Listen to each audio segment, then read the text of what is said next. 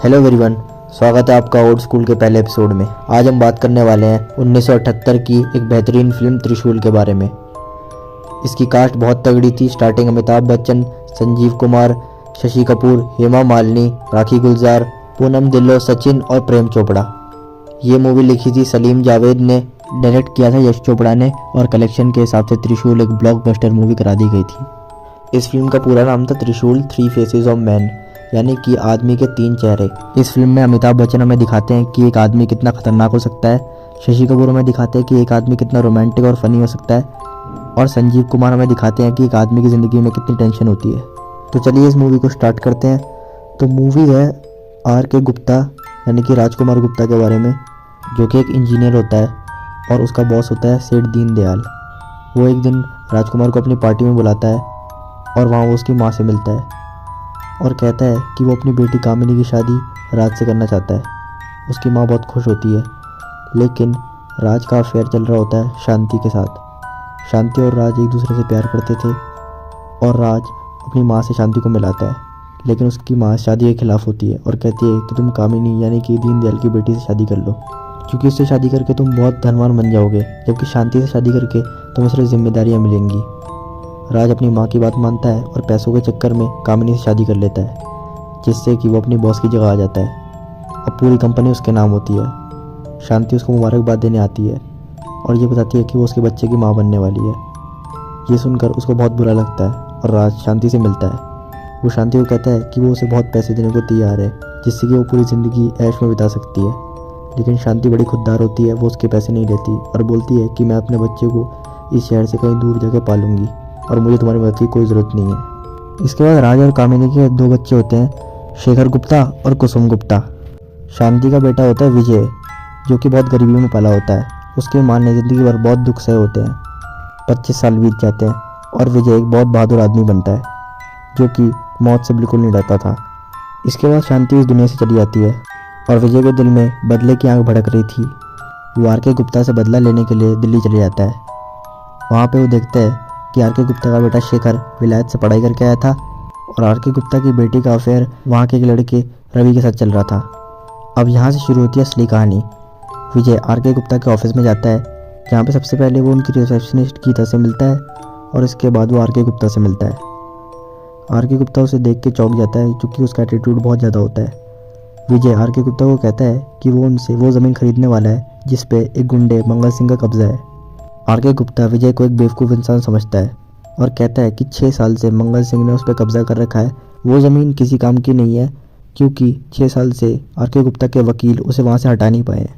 लेकिन विजय कहता है कि मुझे वो ज़मीन खरीदनी है और मैं 5 लाख रुपए देने के लिए तैयार हूँ। R.K. गुप्ता विजय का एटीट्यूड देख के बहुत शौक हो जाता है। विजय बलवंत राय के पास जाके लोन लेता है 5 लाख रुपये का। बलवंत राय विजय से पूछता है कि वो ज़मीन क्यों खरीदना चाहता है जिसमें मंगल सिंह का कब्जा है, क्योंकि मंगल सिंह वो ज़मीन कभी खाली नहीं करेगा। तो विजय उसको बोलता है कि मंगल सिंह वो ज़मीन कल सुबह 11 बजे तक खाली कर देगा। फिर 11 बजे वो मंगल सिंह के पास जाता है और वहाँ पे उसकी खूब पिटाई करता है और उसके गुंडों को भी पीटता है। उन सबको एम्बुलेंस में बंद करके उस जगह वो शांति कंस्ट्रक्शन नाम से एक कंपनी खोलता है। इसके बाद वो R.K. गुप्ता को 5 लाख रुपये का चेक देता है और वहाँ वो शेखर से भी मिलता है, जहाँ पे शेखर उसकी बहुत तारीफ़ करता है, क्योंकि 6 साल से जो प्रॉब्लम थी विजय ने उसे 1 हफ्ते में सॉल्व कर दिया था। विजय ने कंपनी तो बना ली थी, लेकिन R.K. गुप्ता से आगे निकलने के लिए उसे कॉन्ट्रैक्ट की ज़रूरत थी। इस शहर में ज़्यादातर कॉन्ट्रैक्ट R.K. गुप्ता को ही मिलते थे, क्योंकि वो कम कीमत में ज़्यादा काम करता था। अब विजय कम कीमत में ज़्यादा काम तो नहीं कर सकता था, लेकिन अगर उसे पता चल जाए कि R.K. गुप्ता कितनी कीमत में कितना काम करता है, तो वो उससे 1 रुपये कम लेकर भी वो काम आसानी से कर सकता है और उसको कॉन्ट्रैक्ट मिलेगा। लेकिन R.K. गुप्ता किस कॉन्ट्रैक्ट के लिए कितनी कीमत चार्ज करता है, वो एग्जैक्ट कीमत बताने के लिए उसी ऑफिस का कोई बंदा चाहिए। तो विजय बात करता है गीता से और बोलता है कि वो उसे पैसे देने को तैयार है अगर वो R.K. गुप्ता का टेंडर कितना वो भरते हैं वो उन्हें बता दे। लेकिन गीता बहुत ईमानदार होती है और वो बोलती है कि हर आदमी बिकाऊ नहीं होता। ये कह के वो विजय को मना कर देती है। विजय फिर भंडारी के पास जाता है, जो कि उसी ऑफिस में काम करता था। लेकिन भंडारी को एक गुंडा बहुत परेशान करता था, जिसका नाम था गंगू। भंडारी विजय से सौदा करता है कि वो गंगू को ठिकाने लगा दे और वो उन्हें ये बताने को तैयार है कि R.K. गुप्ता किस कॉन्ट्रैक्ट के लिए कितना टेंडर करते हैं। इसीलिए विजय गंगू के पास जाता है और उसको धमकाता है। गंगू उस पर हाथ उठाता है और विजय उनकी खूब पिटाई करता है और उनको भी एम्बुलेंस में बंद करके हॉस्पिटल पहुंचा देते हैं। आर.के. गुप्ता के हाथ से कॉन्ट्रैक्ट निकल जाता है और उसे बहुत गुस्सा आता है।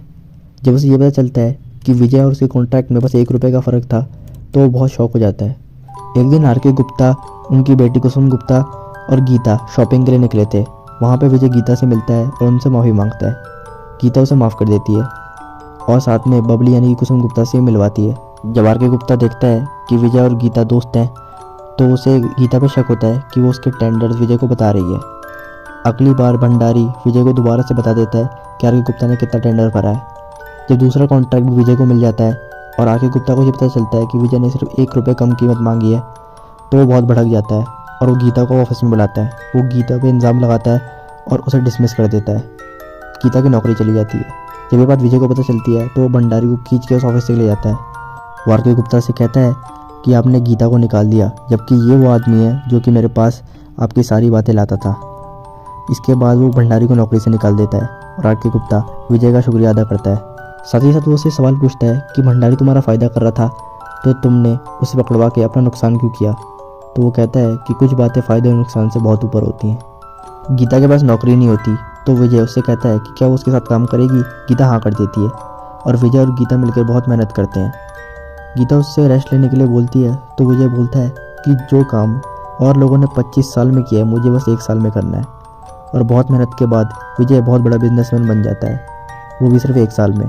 वो एक बहुत बड़ी पार्टी रखता है अपनी कामयाबी की खुशी में, जहाँ पे आर.के. गुप्ता, शेखर गुप्ता और शेखर की गर्लफ्रेंड भी आई थी, शीतल वर्मा। विजय आर.के. गुप्ता और उनके बच्चों को बर्बाद करना चाहता था, इसीलिए वो शेखर और शीतल के बीच में दीवार बनता है और वो शीतल के क्लोज आने की कोशिश भी करता है। एक दिन एक ज़मीन की बोली लगाई जा रही थी और सब ने बहुत ज़्यादा बोली लगाई, लेकिन सबसे ज़्यादा बोली लगाई आर.के. गुप्ता ने, वो थी 4 लाख। लेकिन विजय अचानक से 5 लाख बोलता है और वो ज़मीन अपने नाम कर लेता है, जिससे कि सबके सामने आर.के. गुप्ता की बेइज्जती हो जाती है। बलवंत राय आर.के. गुप्ता से बहुत चिढ़ता था, इसीलिए उसको बहुत खुशी होती है और वो विजय के सामने आर.के. गुप्ता को गाली देता है। तभी विजय उसको बहुत तेज़ चाटा मारता है और कहता है गेट आउट। गीता को कुछ भी समझ नहीं आ रहा था क्योंकि आर.के. गुप्ता विजय का बहुत पुराना दुश्मन था, लेकिन आज जब बलवंत ने उसे गाली दी तो विजय बहुत गुस्सा हो गया। जब एक दिन विजय रोड से गुजर रहा था तभी बबली गाड़ी चला रही थी और उसका एक्सीडेंट हो जाता है, जिससे कि उसके पैर में बहुत चोट आती है। विजय उसे घर तक लेके आता है और वहाँ पे आर.के. गुप्ता विजय का धन्यवाद करता है और उससे हाथ भी मिलाता है और वो देखता है कि विजय के हाथ में चोट लगी है, जो कि गाड़ी उठाते वक्त लग गई थी।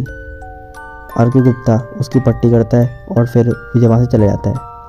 शेखर शीतल को शादी के लिए प्रपोज करता है क्योंकि वो समझ गया था कि विजय उनके बीच में आ रहा है और शीतल हाँ कर देती है।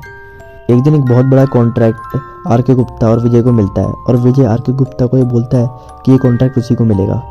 आर.के. गुप्ता मिस्टर वर्मा को रिश्वत भिजवाता है, वो विजय के नाम से, जिससे मिस्टर वर्मा बहुत भड़क जाते हैं और वो आर.के. गुप्ता को ये कॉन्ट्रैक्ट दे देते हैं और विजय से कहते हैं कि उनका आदमी उनके पास रिश्वत लेके आया था, इसलिए उन्होंने ये कॉन्ट्रैक्ट आर.के. गुप्ता को दे दिया।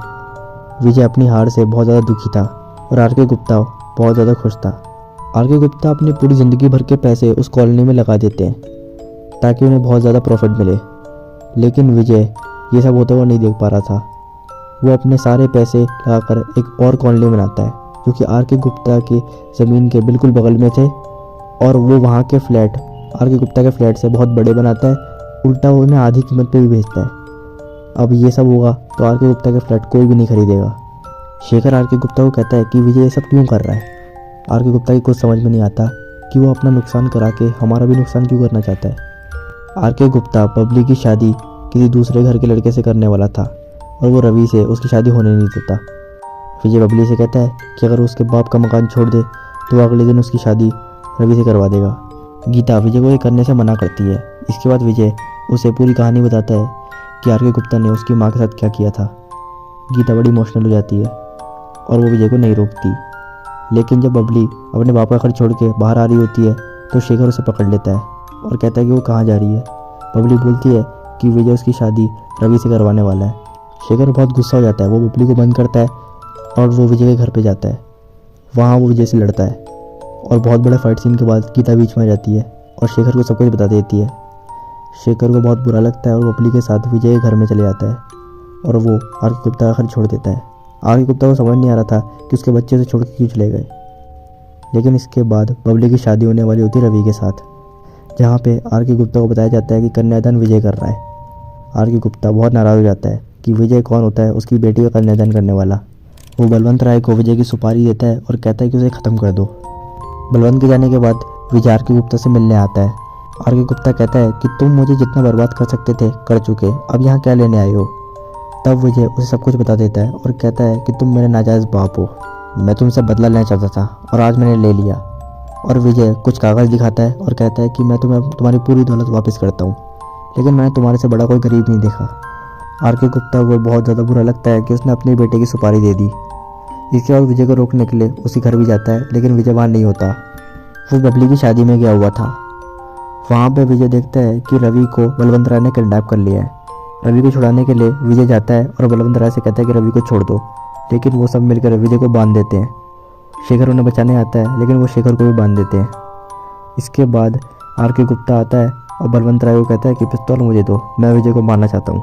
बलवंत राय उसे पिस्तौल देता है तो वो बोलता है कि विजय मेरा बेटा है, और वो बलवंत राय को सब कुछ बता देता है।